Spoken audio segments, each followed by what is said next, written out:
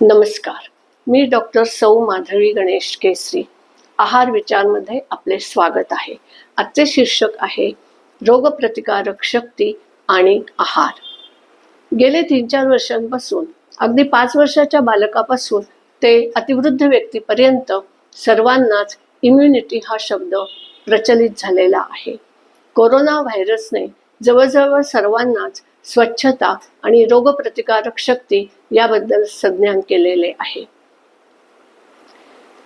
ज्या वेळेला आपल्याला कळलं की कोरोना व्हायरसचा उद्रेक झालेला आहे, त्याच्याही अगोदर इतर राष्ट्रांमध्ये जेव्हा ह्याला सुरुवात झाली, तेव्हाच ICMR या आपल्या संस्थेने कार्याला सुरुवात केली व अगदी थोड्या वेळात उत्तम दर्जाची लस निर्माण केली व आपल्या सर्वांना ती लस देऊन आपल्या सर्वांचं कोरोनापासून संरक्षण केलं.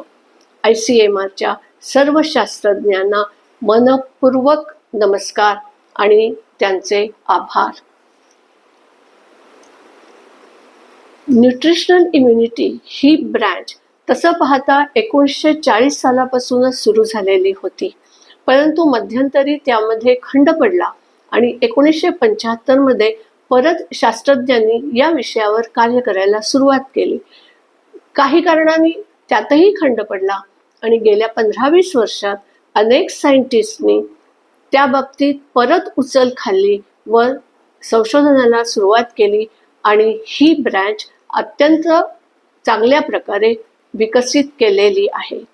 त्या शास्त्रज्ञांमुळे 1925 पासून आपल्याला जसजसं ज्ञान मिळत गेलं तसतसं आपण त्याचा उपयोग करणं आवश्यक आहे.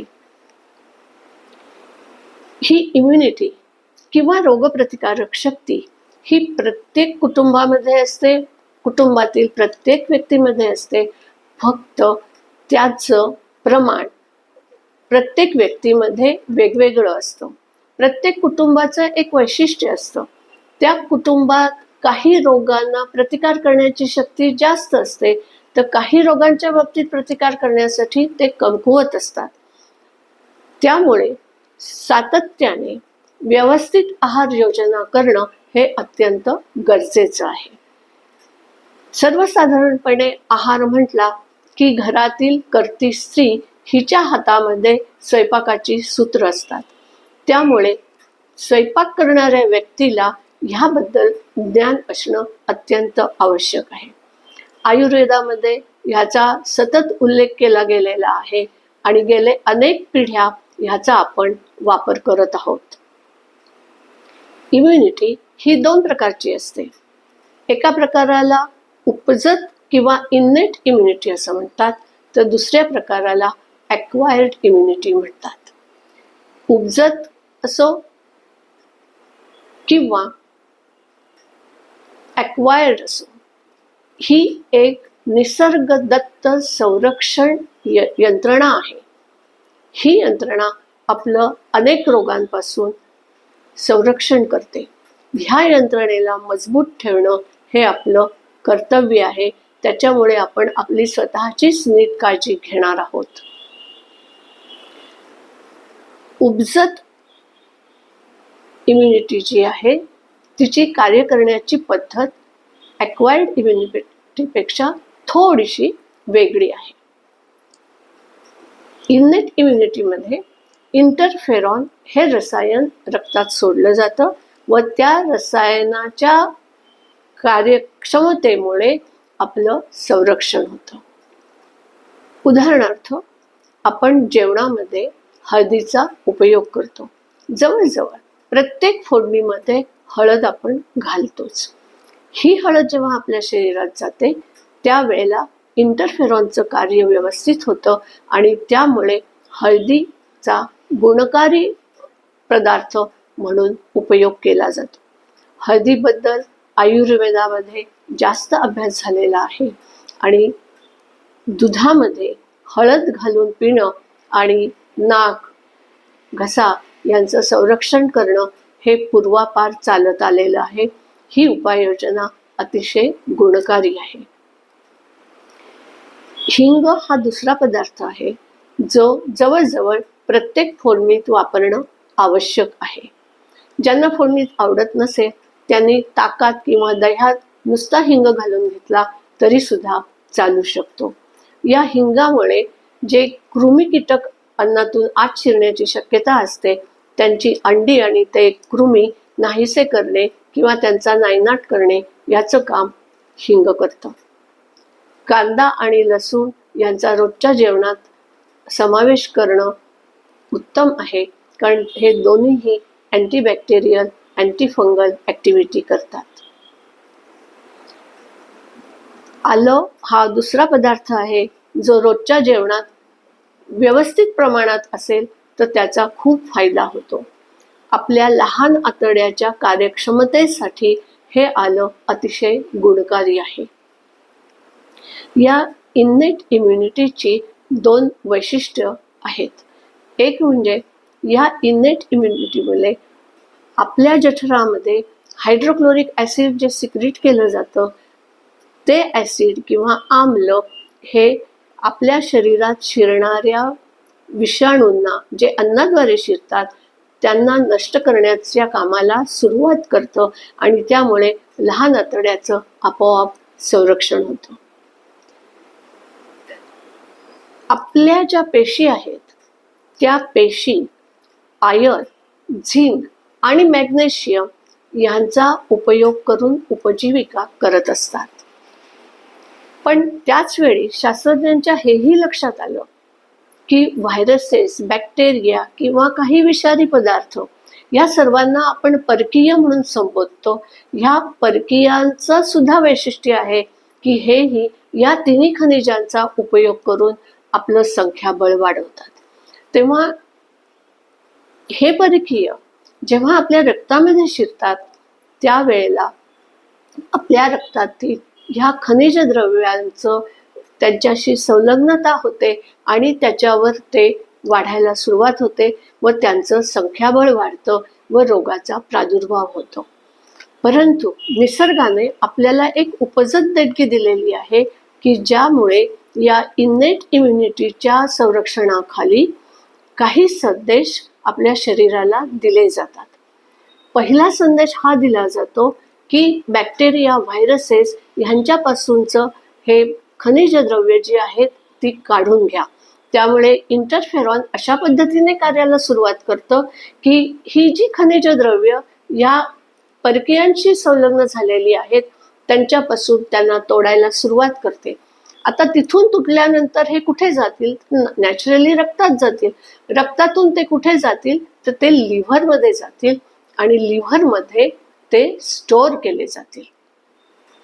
त्याच वेळेला दुसरा संदेश आपल्या इंटेस्टाईनला जातो आणि इंटेस्टाईनला सांगण्यात येतं की ही जी खनिज द्रव्ये आहेत जी अन्नातून आलेली आहेत त्यांचं आत्ता शोषण म्हणजे ॲब्झॉर्प्शन करू नका.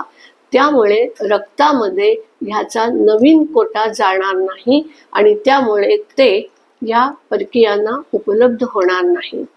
तिसरा संदेश असा जातो की ही खनिज द्रव्ये असलेले पदार्थ शक्यतो तुम्ही सेवन करू नका आणि त्यामुळे या रोगांचा प्रादुर्भाव होण्यापासून टाळलं जातं व आपलं संरक्षण केलं जातं. दुसरा प्रकार आहे ॲक्वायर्ड इम्युनिटी. ॲक्वायर्ड इम्युनिटी म्हणजे तुम्हाला काहीतरी अनुभव घ्यावा लागतो आणि त्यानंतर ही प्रतिकारशक्ती कार्यक्षम होते. ह्या प्रकारच्या रोगप्रतिकारक शक्तीसाठी 2 प्रकारचे सेल्स असतात. त्यांना बी आणि टी असं म्हटलं जातं. हे बी आणि टी सेल्स लिम्फोसाइट या पांढऱ्या रक्तपेशींचे 2 समूह आहेत. बी सेल्स जे आहेत ते परकीयांच्या विरुद्ध काही रसायनं तयार करतात. त्या रसायनांना अँटीबॉडी म्हणतात. आता ज्या वेळेला आपण बी सेल्सबद्दल बोलतो त्यावेळेला हे व्हायरसेस, बॅक्टेरिया, काही विष पदार्थ यांना जे आपण परकीय म्हणतो त्याचा आता आपण अँटीजन असा उल्लेख करतो. अँटीजनच्या विरुद्ध लढा देण्यासाठी हे जे रसायन तयार होतं त्याला अँटीबॉडी म्हणतात आणि ही अँटीबॉडी म्हणजे एक प्रकारची प्रथिनं असतात. या प्रथिनांना इम्युनोग्लोब्युलिन्स असं म्हणतात. इम्युनोग्लोब्युलिन्स ही वेगवेगळ्या प्रकारची असतात. त्यांना वेगवेगळी नावं देण्यात आलेली आहेत. उदाहरणार्थ इम्युनोग्लोब्युलिन ए, इम्युनोग्लोब्युलिन एम, इम्युनोग्लोब्युलिन जी. ह्या अँटीबॉडीज तयार झाल्यानंतर ह्या अँटीबॉडीज टी सेलला जाऊन मिळतात. निसर्गाने बी आणि टी सेल्सचं कार्यरूप निश्चित केलेलं आहे. ज्या वेळेला हे अँटीजन आतमध्ये शिरतात त्यावेळेला टी सेल्स ह्या अँटीबॉडीजना रिलीज करून अँटीजनच्या वर मारा करतात आणि तो मारा यशस्वी होतो. हा मारा झाल्यानंतर लढा जेव्हा यशस्वी होतो तेव्हा त्या लढ्याचं स्मरण ठेवण्याची शक्ती बी आणि टी सेल्समध्ये असते. म्हणजे एकदा एका प्रकारचा व्हायरस किंवा बॅक्टेरिया यांच्याशी अँटीबॉडीचा संलग्न होऊन त्यांचा नायनाट झाला की तो लढा ह्या सेल्सच्या स्मरणात राहतो आणि ज्या वेळेला पुढच्या वेळी ह्याच प्रकारचे व्हायरसेस परत एकदा आपल्या शरीरात शिरतात त्यावेळेला बी सेल्स, टी सेल्स आणि अँटीबॉडी हे अतिशय आक्रमक होतात व त्यांच्यावर जोरदार हल्ला करतात आणि आपल्याला आजारी पडू देत नाहीत. ही जी निसर्गदत्त संरक्षण यंत्रणा आहे ह्यांच्या योग्य कार्यक्षमतेसाठी आहारातील काही घटकांची अत्यंत गरज आहे. आपल्या शरीरात पी नावाचा एक सबस्टन्स तयार होत असतो. हा पी सबस्टन्स जेव्हा तयार होतो त्यावेळेला तो वेगवेगळ्या अंतर्गत आणि बाह्य जखमांवर कार्य करतो आणि हिलिंग प्रोसेसला सुरुवात करतो. तर ह्या पी सबस्टन्सच्या निर्मितीसाठी आणि योग्य कार्यक्षमतेसाठी हरभरा आपल्या जेवणात असणं आवश्यक आहे. जरी हरभरा खात नसलो तरी आठवड्यातनं 2दा हरभरा कोणत्या न कोणत्या रूपात खावा. कच्चा खाता येत असेल, मोड आणून खाता येत असेल तर फारच उत्तम आहे. पण ज्यांना कच्चं खाता येत नाही त्यांनी तो अर्धवट शिजवून खाल्ला तरी सुद्धा पी सबस्टन्सची निर्मिती चांगली होते. ह्याबद्दल आपल्या प्रथम महिला शास्त्रज्ञ डॉक्टर कमला सोनी यांनी खूप अभ्यास केलेला आहे आणि त्यांनी ह्याचं सर्व ज्ञान आपल्यापर्यंत पोचवलेलं आहे. आपल्या लहान आतड्यांमध्ये लिम्फॉइड टिश्यू असतो. ह्या लिम्फॉइड टिश्यूमध्ये सर्व बी सेल्स, टी सेल्स हे स्टोअर केले जातात. ज्या वेळी गरज पडेल त्या वेळेला ह्या बी आणि टी सेल्सना रिलीज करून त्यांची ॲक्टिव्हिटी केली जाते. त्यासाठी इंटेस्टाईनची ॲक्टिव्हिटी, फंक्शनल कपॅसिटी व्यवस्थित ठेवणं गरजेचं आहे. त्यासाठी B12 ह्या व्हिटॅमिनची अत्यंत गरज आहे. त्यामुळे आपल्या रोजच्या जेवणामध्ये दूध किंवा दुग्धजन्य पदार्थ यांचा समावेश करणं अत्यंत गरजेचं आहे. तसंच वेगवेगळ्या प्रकारच्या भाज्या, वेगवेगळ्या प्रकारची कडधान्य ह्याच्यातूनही आपल्याला थोड्याफार प्रमाणात B12 मिळू शकतं.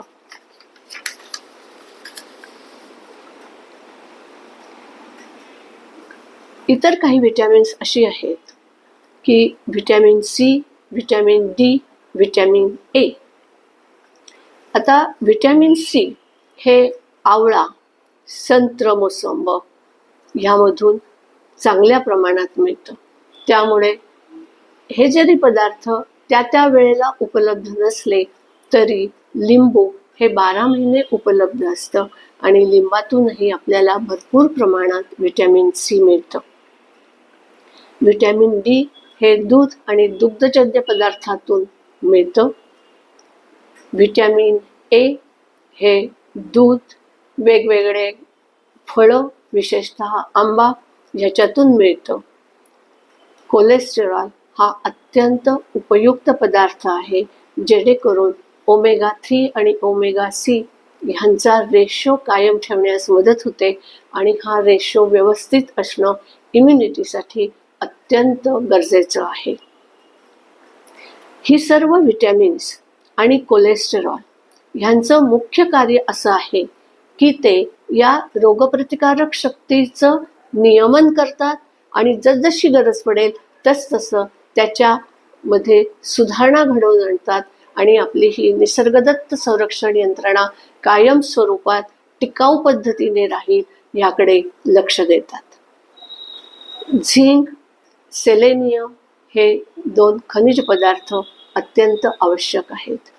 झिंकमुळे लिम्फॉइड टिश्यूची बी सेल्स, टी सेल्स यांची निर्मिती परिणामकारकरित्या होते व बी सेल्स आणि टी सेल्स हे अत्यंत कार्यक्षम राहतात. जर त्याला सेलेनियमची जोड मिळाली तर झिंकचं कार्य जास्त जलद गतीने आणि चांगल्या प्रकारे होऊ शकतं. जेव्हा आपण इम्युनोग्लोब्युलिन्स बद्दल बोलतो याचा अर्थ आपल्याला प्रथिनांबद्दल बोलावं लागतं आणि अर्जिनिन, ट्रिप्टोफॅन आणि मेथिओनिन ही प्रथिनं अत्यंत गरजेची आहेत. अर्जिनिन हे प्रथिन बी आणि टी सेल्सच्या निर्मितीसाठी आणि त्यांच्या फंक्शनल कपॅसिटीसाठी गरजेचं आहे. पण एकटं अर्जिनिन हे काम करू शकत नाही. त्याच्याबरोबर त्याच वेळेला ट्रिप्टोफॅनची उपलब्धता करून दिली तर त्याचं कार्य जास्त चांगलं होतं. या दोन्हीच्या कार्यासाठी मेथिओनिनची गरज असते. त्यामुळे मेथिओनिन हे आपल्या आहारात समाविष्ट करणे गरजेचं आहे. निसर्ग अशा पद्धतीने काम करत असतो की आपल्याला जेव्हा एखाद्या गोष्टीची गरज असते त्याच वेळेला त्याच्याबरोबर लागणाऱ्या दुसऱ्या गोष्टीची सुद्धा तो उपलब्धता करून देतो. अर्जिनिन हे भोपळ्याच्या बिया, नंतर कलिंगडाच्या बिया, तसंच अक्रोड यामध्ये जास्त प्रमाणात असतं. तसंच दुग्धजन्य पदार्थ आणि वेगवेगळ्या प्रकारचं मांस, मटण ह्याच्यातही ते उपलब्ध असतं. आता अर्जिनिन बरोबर ट्रिप्टोफॅनची गरज असल्यामुळे ट्रिप्टोफॅन आणि मेथिओनिन ही द्रव्य किंवा अमायनो ॲसिड्स ज्याच्यातून आपल्याला अर्जिनिन मिळतं त्या सर्व पदार्थांमध्ये उपलब्ध असतं.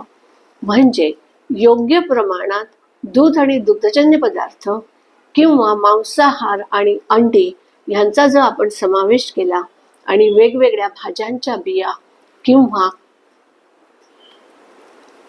वेगवेगळ्या प्रकारचे अक्रोड सारखे ड्रायफ्रुट्स यांचा आपण समावेश केला तर आपल्याला या तिन्ही अमायनो ॲसिडची कमतरता भासणार नाही आणि आपली रोगप्रतिकारक शक्ती अत्यंत चांगल्या प्रकारे कार्य करेल.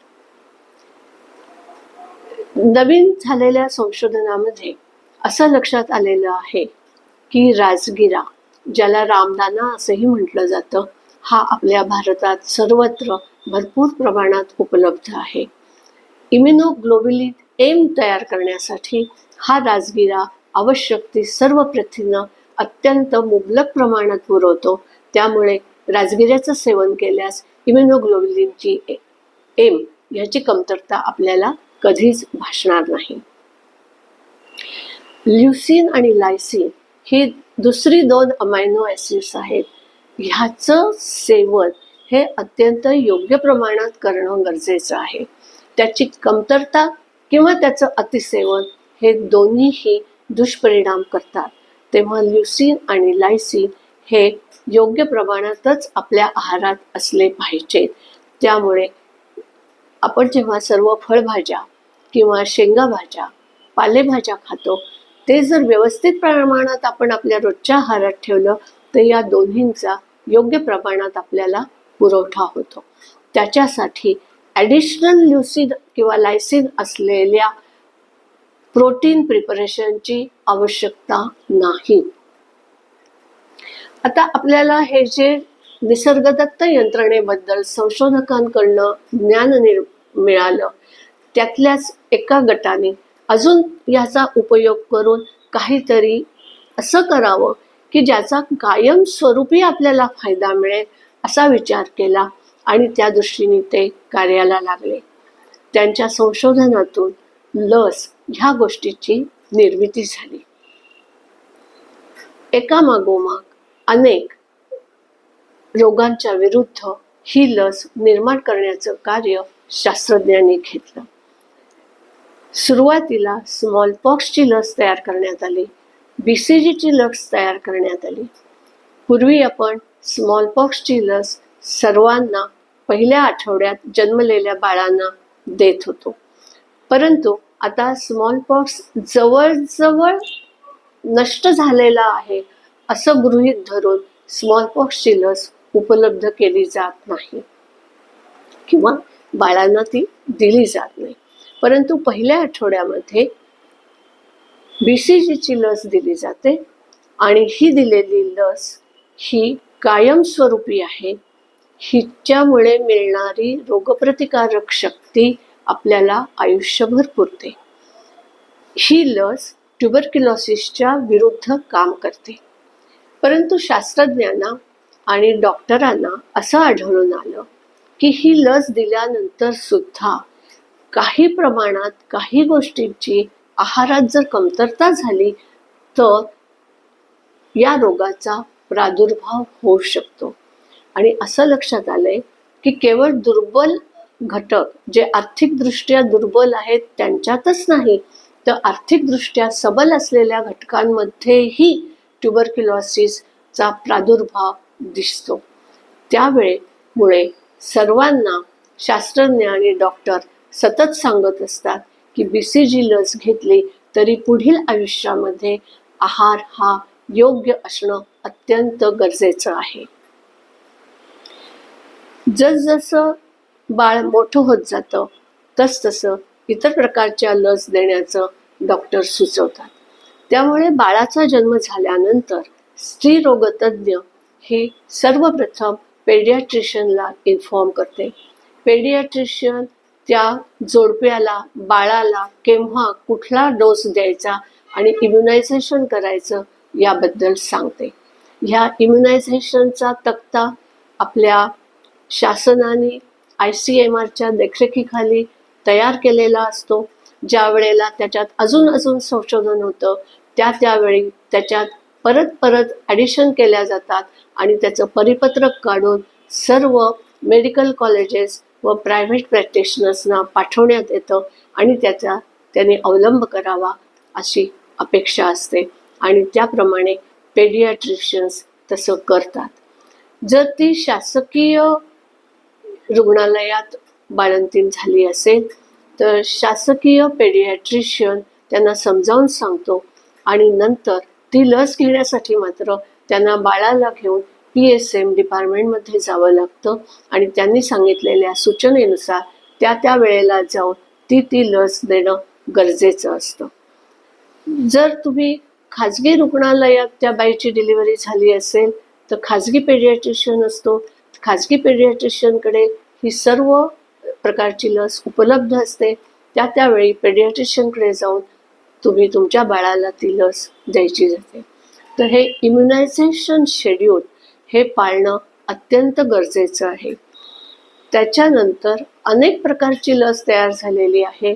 धनुर्वात आहे, घटसर्प आहे, गोवर आहे, पुढे जाऊन टायफॉइड, कॉलरा, निमोनिया अशा अगणित प्रकारच्या लस तयार झालेल्या आहेत आणि त्यावेळेला तुम्हाला पेडियाट्रिशियन किंवा तुमचा जनरल फिजिशियन तसा सूचना देत असतो आणि त्या सूचनांचं तुम्ही पालन करावं अशी अपेक्षा असते. येथेच थांबते. आपण आपली रोगप्रतिकारक शक्ती ही टिकवण्यासाठी योग्य आहाराचं सेवन करा, स्वतःची काळजी घ्या आणि रोगमुक्त राहा. आपल्याला हा व्हिडिओ आवडला असेल तर लाईकवर क्लिक करा. आपले कुटुंबीय, आपले नातेवाईक, आपले सखे सोबती यांना शेअर करा, सबस्क्राईब करा, बेल आयकॉनवर क्लिक करा. आपण हे ऐकून घेतलं त्याबद्दल धन्यवाद. लवकरच परत दुसऱ्या पुष्पामध्ये भेटूया. नमस्कार.